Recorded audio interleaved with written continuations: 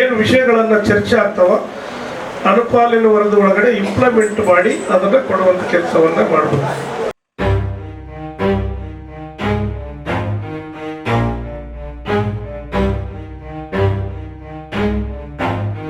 ರೋಡಿಗೆ ಮನೆಗಳವ ಅವರಿಗೆ ರೋಗ ಎಷ್ಟು ಬರ್ಬೋದು, ಹಂಗಾಗಿ ಮಾತಾಡಲಿಕ್ಕೆ ನಮ್ಮನ್ನೇ ಬರಬೇಕು. ಗ್ರಾಮೀಣ ಪ್ರದೇಶದಲ್ಲಿ ಸರಿಯಾದ ರಸ್ತೆ ಇಲ್ಲ, ನಿಲ್ಲದ ಅಕ್ರಮ ಮರಳು ಮತ್ತು ಅಕ್ರಮ ಮದ್ಯ ಮಾರಾಟ. ರಾಯಚೂರು ಗ್ರಾಮೀಣ ಶಾಸಕರು ಬಸನಗೌಡ ದದ್ದಲ್ ಹಾಗೂ ಅಧ್ಯಕ್ಷರು ಮಹರ್ಷಿ ವಾಲ್ಮೀಕಿ ಅಭಿವೃದ್ಧಿ ನಿಗಮ ರಾಜಲಬಂಡ ಪ್ರವಾಸಿ ಮಂದಿರದಲ್ಲಿ ವಿವಿಧ ಇಲಾಖೆಯ ಅಧಿಕಾರಿಗಳೊಂದಿಗೆ ತಮ್ಮ ಕ್ಷೇತ್ರದ ಅಭಿವೃದ್ಧಿ ಕುರಿತು ಪ್ರಗತಿ ಪರಿಶೀಲನೆ ಸಭೆಯನ್ನ ಅಧಿಕಾರಿಗಳೊಂದಿಗೆ ಶನಿವಾರ ಗಂಟೆ ಕಾಲ ನಡೆಸಿದರು. ಆದರೆ ಗ್ರಾಮೀಣ ಪ್ರದೇಶಗಳಲ್ಲಿ ಗೂಡಂಗಡಿಗಳಲ್ಲಿ, ಡಬ್ಬೆ ಅಂಗಡಿಗಳಲ್ಲಿ ಅಕ್ರಮವಾಗಿ ಮದ್ಯ ಮಾರಾಟ ಜೋರಾಗಿ ನಡೆಯುತ್ತಿದೆ. ಬೆಳಿಗ್ಗೆ ಮೌನಿ ಮೂಲಕ ಸಾಗಾಟ ನಡೆಯುತ್ತಿದ್ದರೂ ಅಬಕಾರಿ ಇಲಾಖೆಯ ಅಧಿಕಾರಿ ಯಮನೂರ್ ಸಾಬ್ ಹೊಸಮನಿ ಅವರು ಮದ್ಯ ಸರಬರಾಜು ಮಾಡುವವರ ವಿರುದ್ಧ ಹಾಗೂ ಮಾರಾಟ ಮಾಡುವವರ ವಿರುದ್ಧ ಯಾವುದೇ ಕ್ರಮ ಕೈಗೊಳ್ಳುತ್ತಿಲ್ಲ ಎನ್ನುವುದಕ್ಕೆ ಇದೇ ದೊಡ್ಡ ಸಾಕ್ಷಿ. ಹಾಗೆ ದದ್ದಲ್, ಉಮ್ಮಳಿಪನ್ನೂರ್ ಗ್ರಾಮಗಳಲ್ಲಿ ಟಿಪ್ಪರ್ಗಳ ಮೂಲಕ ಹಗಲು ರಾತ್ರಿ ಎನ್ನದೆ ಅಕ್ರಮ ಮರಳು ಸಾಗಾಟ ಹಗಲು ರಾತ್ರಿ ಎನ್ನದೆ ನಡೆಯುತ್ತಿದೆ. ಮೈನ್ಸ್ ಇಲಾಖೆ ಮತ್ತು ಪೊಲೀಸ್ ಇಲಾಖೆ ವಿಎಸ್ ಹಿರೇಮಠ್ ಪಿಐ ಅವರು ಸಂಪೂರ್ಣವಾಗಿ ಚಿರ ನಿದ್ರೆಗೆ ಜಾರಿದ್ದಾರೆ ಅನ್ನೋದಕ್ಕೆ ಈ ಮರಳು ಸಂಗ್ರಹವೇ ದೊಡ್ಡ ಸಾಕ್ಷಿಯಾಗಿದೆ. ಯಥೇಚ್ಛವಾಗಿ ಟಿಪ್ಪರ್ಗಳ ಓಡಾಟದಿಂದ ಹರನಹಳ್ಳಿ ಗ್ರಾಮದ ಮುಖ್ಯ ರಸ್ತೆಯ ನೋಟ ನೋಡಿ. ಶಾಸಕರು, ಸಂಬಂಧಿಸಿದ ಅಧಿಕಾರಿಗಳು ದಯವಿಟ್ಟು ತಮ್ಮ ಮನೆಯ ಮುಂದೆ ಹೀಗೆ ವಾತಾವರಣವಿದ್ರೆ ಸುಮ್ಮನೆ ಇರ್ತಿದ್ರಾ ಎಂಬ ಪ್ರಶ್ನೆ ಸಾರ್ವಜನಿಕರದ್ದು.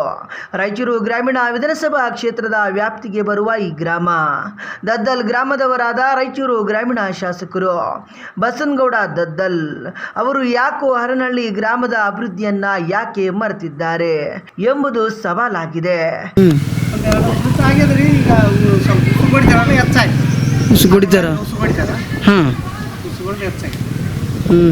ಅಲ್ಲ ಮಾಡ್ಬೇಕಂಬುದು ಬರಲ್ಲ ಏನು ಇವ್ರಿಗೆ ಮಾಡ್ತಾರಂತಾರ ಈಗ ಉಸು ಬಡಿತಾರಲ್ಲ, ಉಸಿಗಿಂದು ದೊಡ್ಡದಾದ. ಏನು ಟಿಪ್ಪರ್ ಅಷ್ಟೇ ಅಮ್ಮ? Tipper ಓಡ್ತಾವ tractor? ಟಿಪ್ಪರು ಇಲ್ಲ ರಾಯಚೂರಿಗೆ ಹೊಂಟಾವ? ರಾಯಚೂರಿಗೆ ಹೋಗ್ತಾವ, ಒಟ್ಟಿಗೆ ನಮ್ಮೂರು ದಾಟಿ ಹೋಗ್ತಾವ, ಕಡೆ ಹೋಗ್ತಾವ, ರಾಯಚೂರಿಗೆ ಹೋಗ್ಬೋದು. ಎಲ್ಲ ಸೊಳ್ಳೆ ಇವೆಲ್ಲ ಜಾಸ್ತಿ ಆಗಲ್ಲ? ಸೊಳ್ಳೆ ಜಾಸ್ತಿ ಆಗ್ತದೆ, ಈಗ ಸೊಳ್ಳೆ ಐತೆ.